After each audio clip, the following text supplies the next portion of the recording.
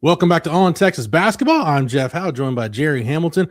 Going to recap a big win for Sean Miller and the Longhorns on Saturday, an 87-67 rout of 21st ranked Georgia, and answer a question, Gerry. Will Texas make the NCAA tournament? It's closer than you might think. We'll do that here. But right now, Gerry, let's look at the Georgia game. And Texas gets a 20-point win. Sean Miller said it was really kind of a moment of truth for their season at halftime. They could have gone one way or the other.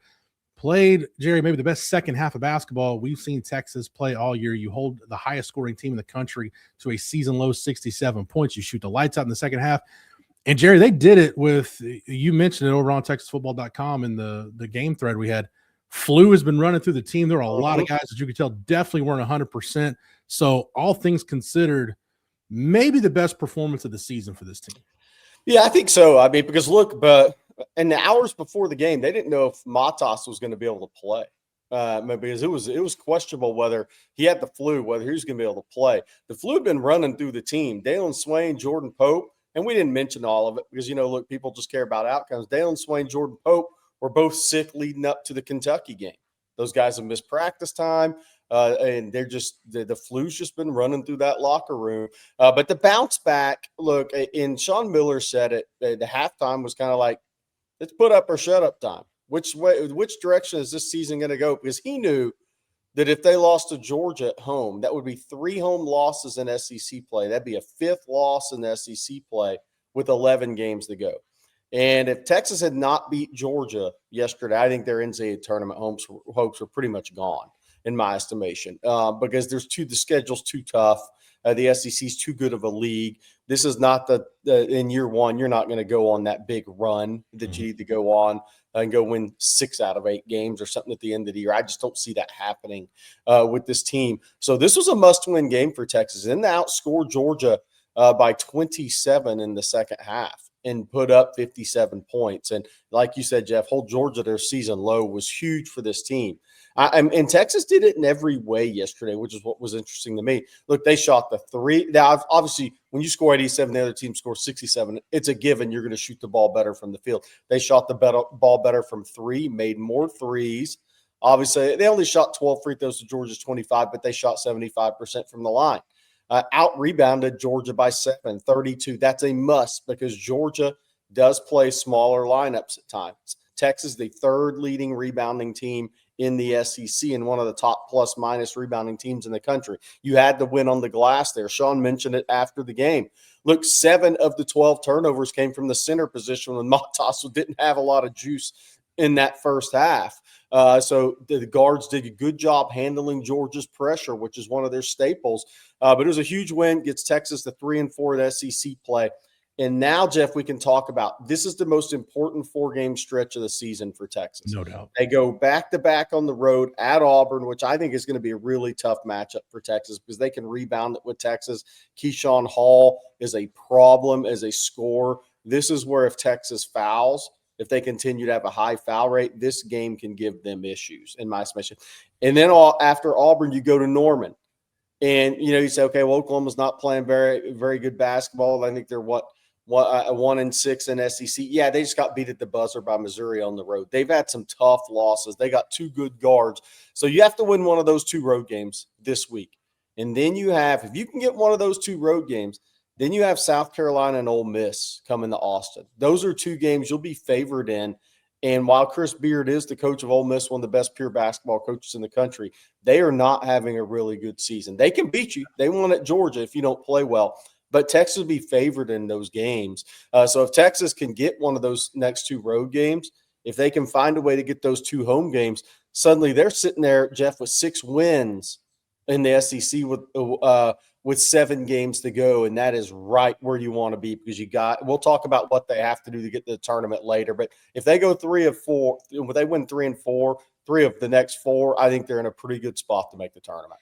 So if you look at where they're at right now, Gerry, this is as of Sunday morning, kind of the 3 major, efficiency sites. The NCAA net rankings has Texas at 40, Ken Pom at 37, Bart Torvik T ranking of 39. So basically those 3 major ones, they're in the top 40, which is going to put you in bubble territory. Bracket Matrix had Texas listed in 15 of 81 possible brackets. averaging out to right about I think the average seed was 10.68. So 10, 11, 12, you're right on the bubble. And before the Georgia game, Joe Lunardi had Texas basically as the number 72 team. They were the last team mentioned on the first 4 out. Again, that's before the win over Georgia. So, Jerry, to your point, they've got themselves set up going almost into the halfway point of SEC play, pretty much right where they would want to be. You're right in the bubble conversation. Yeah, and you hope that you don't look back at the end of the year and Mississippi State game is the difference. Because here's the way I see it for Texas. I think they have 2 scenarios, realistic scenarios for the NCAA tournament. One is you finish 8-10 and you get a couple of quad 1 wins along the way, right? And maybe at least one more. You're sitting there with 4 quad 1 wins. I think 8-10 because their strength of schedule. I think the quad 1 wins, that win at Alabama, even though they lost again last night, I still think that's going to be meaningful. I think the home win against Vanderbilt, home win against Georgia, meaningful wins for Texas. NC State is doing their part in the ACC. But I think if it gets Texas can get to 8-10, I think they have a decent to good shot to be one of those in the first 4. I think that's the way it's setting up for Texas. But if you want to take that, and you still may have to win one in the SEC tournament at that point, by the way. But if you want to take that out of the equation, you got to find a way to get 9-9.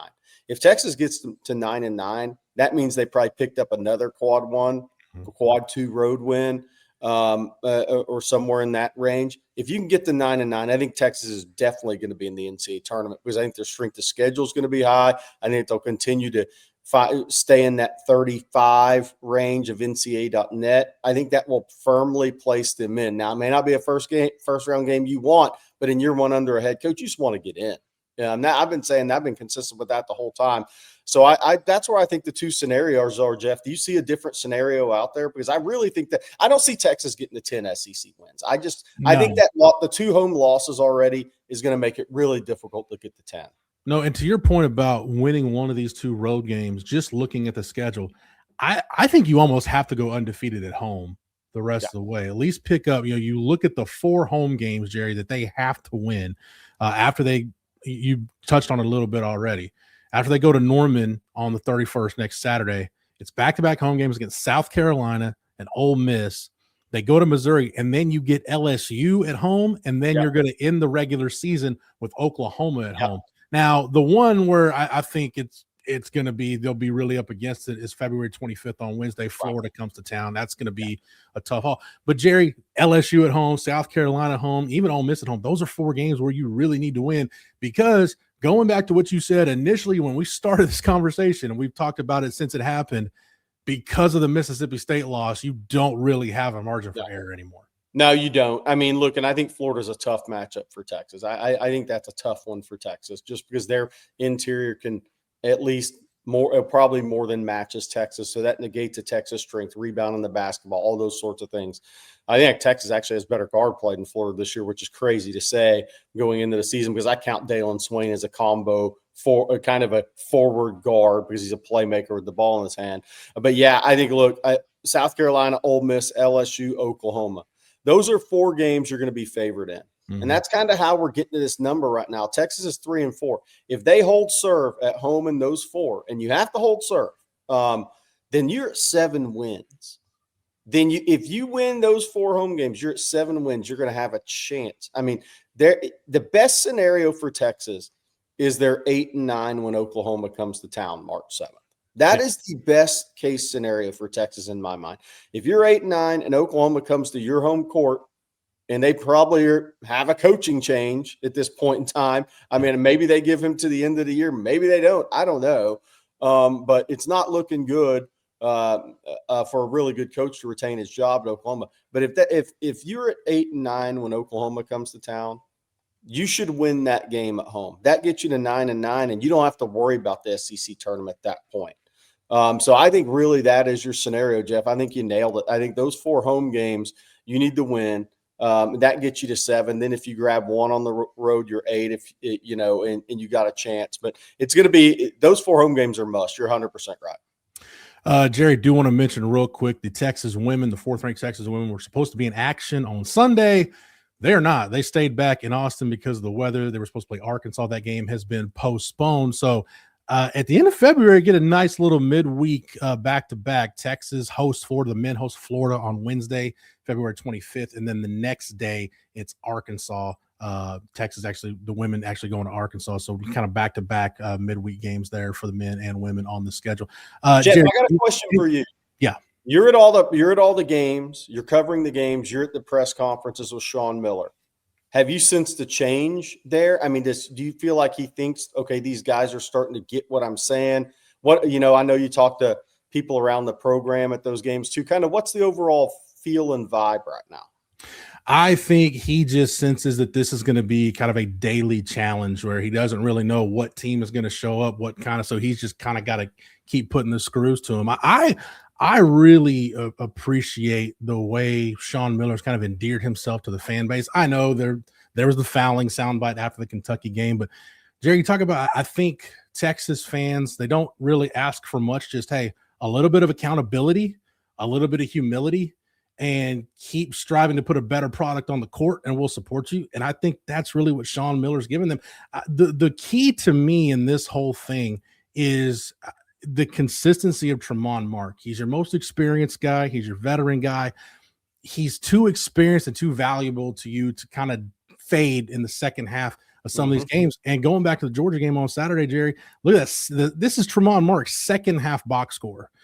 16.7 to 10 shooting, 2 of 4 from the three-point line, only 1 turnover, 3 assists. Like, you can't ask for him to give you that every second half, but that's the kind of second half you need from him. So, yeah, I think they just feel like it's going to be a daily challenge to keep after it. I think, as you said, the flu bug going through the team added a different element to it, but I think the reason why you're seeing Sean Miller continue to be optimistic is every now and then that light, it's flickering. It's not staying on right now, but he's seen enough of a flicker to where he's still trying to convince this team, hey, you guys still have a lot to play for down the stretch here. Yeah, no doubt about it. No doubt. And these games in March are going to be meaningful. That win, I think, last night, unless there's a major injury or the wheels come off, I do think what Sean Miller said is spot on.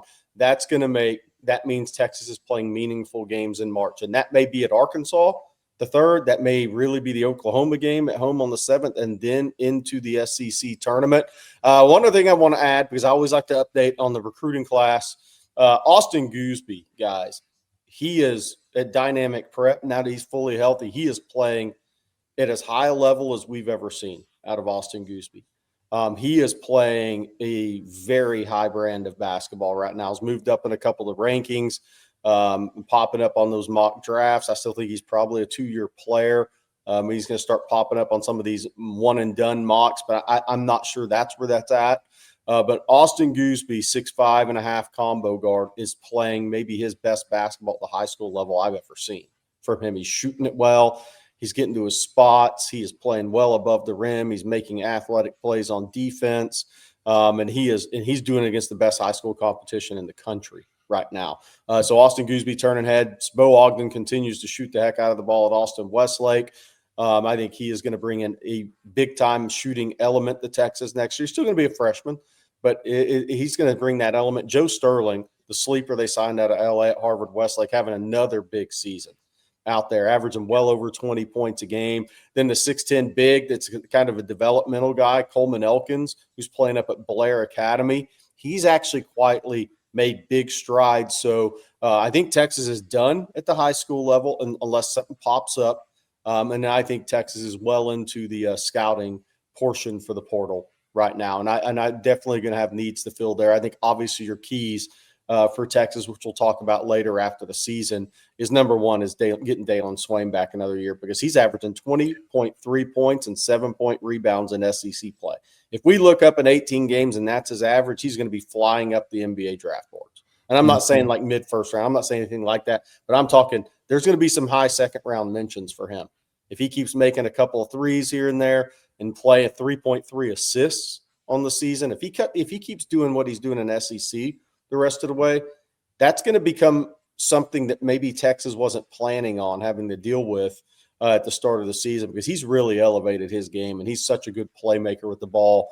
And then Matas is playing at a really high level as well. Those are your two key guys you have to get back. You have really good high school players coming in and two impact guys in Gooseby and Bo Ogden. And then you're going to have a few spots to fill outside of that. But I think those how Dalen Swain finishes this season, Jeff's going to be really key for next year. Real quick on Austin Gooseby, Jerry, this is as of Tuesday, averaging 16.3 points, 4.5 boards, 3 assists, 1.5 steals per game for Dynamic Prep, a top 5 team in the country nationally in the high school boys ranks.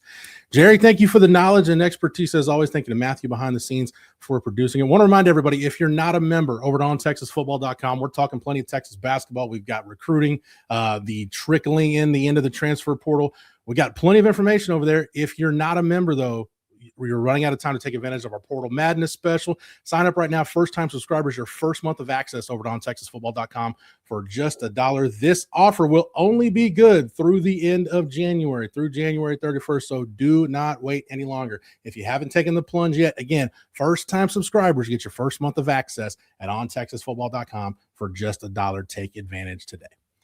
For Jerry, for Matthew, for the entire On Texas football staff, I'm Jeff Howe. Thank you so much for watching and listening. And until next time, hook 'em.